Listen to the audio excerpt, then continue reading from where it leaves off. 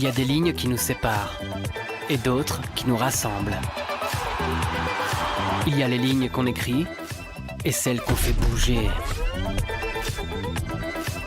On aimerait que toutes les lignes s'alignent et qu'elles nous mènent enfin de la défaite à la victoire.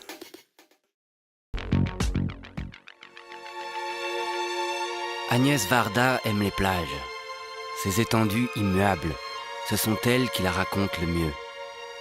Plage de sable fin où la marée descendante dévoile ses souvenirs grain après grain.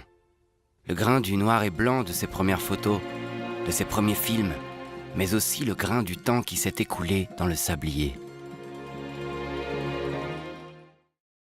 Il était une fois une ère complexe, nourrie d'une dualité profonde entre la rapidité des informations générées et les capacités humaines permettant de les analyser.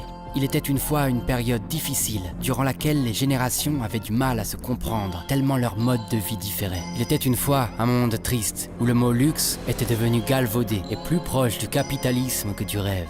Il était une fois un monde où l'on s'empêchait de rêver, alors que les progrès présageaient d'infinies possibilités. Vous vous dites peut-être que votre existence dépend d'un scénario original, que selon la réalisation de votre destin, vous en devenez tantôt l'acteur principal, tantôt celui de second rôle. Vous pensez aussi que l'espoir peut vous entraîner à une adaptation permanente, à enfiler des costumes, à vous fondre dans le décor pour ne plus se sentir étranger.